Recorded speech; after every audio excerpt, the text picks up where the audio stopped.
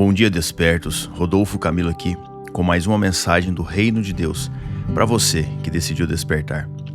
Falando com você hoje sobre não basta ver Jesus. Não basta ver Jesus. Você certamente conhece a história de Zaqueu, um homem rico, chefe dos publicanos que subiu em uma árvore para ver Jesus. Eu sempre achei que ele havia gritado por Jesus, chamado a atenção de Jesus, mas ele só queria ver Jesus. Ele subiu na árvore para ver Jesus, usando uma estratégia para driblar a multidão, e viu Jesus.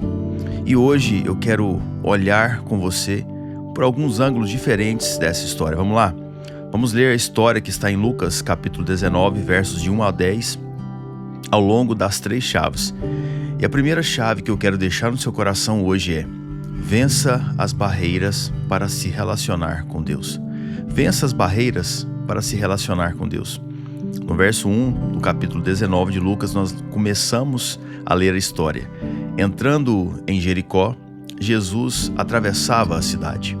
Eis que um homem rico, chamado Zaqueu, chefe dos publicanos, procurava ver quem era Jesus, mas não podia, por causa da multidão, por ser ele de pequena estatura. Então, correndo adiante, subiu num sicômoro, a fim de ver Jesus, porque ele havia de passar por ali. Veja, ele correu diante da multidão, subiu numa árvore, a fim de ver Jesus, para que quando Jesus passasse por ali, ele conseguisse ver Jesus, talvez de longe. Zaqueu era rico, mas algo na história de Jesus chamou a atenção dele. Fez com que ele percebesse que em sua vida lhe faltava algo. Ele ainda não conhecia Jesus, mas certamente de ouvir falar, percebeu que havia algo em sua vida que precisava ser preenchido. E agora ali, procurando ver Jesus, a multidão estava o atrapalhando. Veja, haviam 2 barreiras na vida de Zaqueu para ele encontrar Jesus, uma interna e uma externa. A primeira, a interna, era a sua posição social. Como chefe dos publicanos, ele tinha uma vida rica, estável, era quem comandava alguns postos dos cobradores de impostos de Roma. Era visto como traidor pelos judeus, mas mesmo tendo uma vida rica, estável, ele venceu a sua consciência e descobriu que lhe faltava algo. Afinal, o que um homem até então desconhecido, que ensinava sobre um reino do céu, tinha para lhe oferecer? A segunda barreira era externa, era a multidão. Um aglomerado de pessoas que queriam a todo custo estar perto do mestre. Dá para imaginar a cena, imagine comigo, um empurra-empurra, as pessoas alvoroçadas, muitos atraídos pelos boatos dos milagres que Jesus fazia, só queriam uma oportunidade para chegar perto de Jesus. E é nesse contexto que Zaqueu teve que usar a criatividade para ver Jesus. Subiu em um sicômoro, uma espécie de figueira brava, para ver Jesus. Assim é na nossa vida. Nós temos barreiras internas e externas para nos aproximar de Jesus. É muito mais fácil ver que precisamos de Deus quando as coisas não vão bem. Você tem que concordar comigo. Sabe, quando a crise chega, a falência bate na porta, ou quando um conflito conjugal se instala, nesses momentos nós vemos o quão frágeis somos e que de fato precisamos de uma ajuda divina. Mas e quando está tudo bem? Quando os negócios prosperam, os lucros aumentam, as propriedades se multiplicam, quando assumimos um cargo ou um título superior? Nos dias de glória é preciso um esforço de humildade maior para se decidir procurar, de fato, encontrar Deus. De igual modo, quando decidimos buscar Deus, um relacionamento com Ele, nós fazemos renúncias, sim, mudanças de hábitos, de estilo de vida, e nessas mudanças vamos nos deparar com uma multidão pronta para nos impedir de relacionar com Jesus. Muitas vezes, essa multidão serão os religiosos de plantão, aqueles que não conseguem aceitar que alguém como nós se torne parte do rol de seguidores de Cristo. Mas você precisa persistir na busca de Jesus, a fim de encontrar uma intimidade com Ele. E é aí que nós entramos na segunda chave da mensagem de hoje. A segunda chave: Jesus busca intimidade. Jesus busca intimidade com você. No verso 5 nós lemos: quando Jesus chegou àquele lugar, olhando para cima, disse: Zaqueu, desça depressa, porque hoje preciso ficar na sua casa. Zaqueu desceu depressa e o recebeu com alegria. Zaqueu não disse nada, ele só queria vê-lo, não gritou, não chamou atenção, só queria ver Jesus e viu. Agora perceba, se Jesus disse que precisava ficar na casa de Zaqueu, por que ordenou que ele descesse depressa? Para que a pressa seria ficar na casa dele? Jesus estava dizendo, em outras palavras, assim: Zaqueu, desça daí, pare com isso, já não precisa se expor assim, eu já te vi, agora desça, porque o que eu tenho para fazer com você não é aqui na frente de todos, é no secreto. Vamos lá para sua casa. Em outras palavras, Jesus disse isso para ele. Entenda isso. Jesus enfatizou: hoje eu preciso ficar na sua casa. Por quê? Porque o segredo não é tão somente ver Jesus, mas sim trazê-lo para a sua intimidade, para o seu dia a dia, para a sua vida. O que Jesus tinha para fazer na vida de Zaqueu não era ali, na frente de todos, era na intimidade. Agora olhe para a sua vida. Você já abriu o seu coração para Jesus? Você se familiariza com o estilo de vida do reino? Decidiu escutar a palavra, orar? Mas agora faça essa pergunta: o que Jesus precisa fazer na minha casa? O que Jesus precisa fazer na minha vida? Certamente você já recebeu uma visita em casa. Talvez alguém importante, um parente distante, eu não sei. Mas fato é que quando você sabe que vai receber alguém em sua casa, você dá aquela geral. Convoca todos, limpa, organiza, e aí quando a visita chega, tudo está em perfeito estado. Sim ou não? Alguns colocam até os melhores pratos e talheres, que já estavam guardados há anos.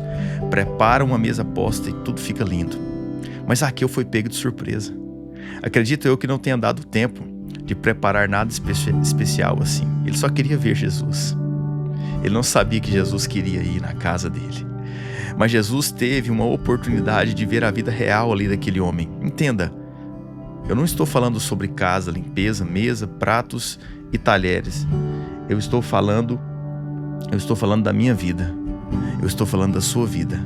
Eu estou falando da nossa casa. Isso é sobre a minha e a sua vida. A Bíblia não relata o teor da conversa que eles tiveram ou o desenrolar da história. Mas trazendo o contexto para a nossa vida cotidiana, eu me pergunto: o que Jesus encontra na minha casa? O que Jesus precisa fazer na minha casa? Faça essa pergunta para você. O que eu tenho visto com a minha esposa na TV? Como eu tenho me sentado à mesa para comer, agradecendo ou murmurando? Como eu tenho tratado os meus filhos, a minha esposa? Como você tem tratado o seu marido? O que eu tenho dito quando eu abro a geladeira procurando algo para comer? Qual tem sido a minha postura ali? Como eu tenho gastado o meu tempo no celular? O que Jesus tem encontrado na minha casa? São perguntas que você pode e deve fazer para si mesmo, que certamente lhe darão uma direção mais clara de como precisa ser a sua postura, o seu ambiente e as suas palavras no dia a dia. E aí nós entramos na terceira chave para encerrarmos. A presença de Jesus revela a direção que a sua vida precisa tomar. Se possível, anote isso. A presença de Jesus revela a direção que a sua vida precisa tomar. No verso 7 nós lemos: todos os que viram isto murmuravam, dizendo que Jesus tinha se hospedado com um homem pecador. Zaqueu, por sua vez, se levantou e disse ao Senhor: Senhor, vou dar a metade dos meus bens aos pobres. E se extorquir alguma coisa de alguém, vou restituir 4 vezes mais. Então Jesus lhe disse: hoje houve salvação nesta casa, pois também este é filho de Abraão, porque o Filho do Homem veio salvar e buscar o perdido. Porque o Filho do Homem veio buscar e salvar o perdido. Como eu disse no início da mensagem, Zaqueu era visto como um traidor dos judeus, por trabalhar para os romanos coletando impostos do seu próprio povo. E o fato de Jesus ter escolhido aquele homem no meio da multidão para ir para um lugar mais reservado com ele atraiu a indignação de muitos. Certamente, cegos por inveja não conseguiram ver o que Jesus fazia ali com aquele pecador. Enquanto Zaqueu recebeu Jesus com alegria, os outros murmuraram. Murmuraram porque não entenderam como funcionava o reino de Deus. Jesus disse em Lucas 5,31 que os sãos não precisam de médico, e sim os doentes, que ele não veio chamar os justos, mas sim pecadores ao arrependimento. Já em Lucas 15, verso 7, nós lemos: diga a vocês que assim haverá mais alegria no céu por um pecador que se arrepende do que 99 justos que não necessitam de arrependimento. porque o reino dos céus procura salvar as pessoas, não condenar as pessoas. Entenda isso. E ali com Zaqueu, Jesus não pediu, não obrigou o Zaqueu a dar metade dos bens aos pobres, não pediu para ele restituir o que porventura havia roubado. Somente a presença de Jesus ali foi o suficiente para Zaqueu tomar consciência de seus erros e corrigir a rota.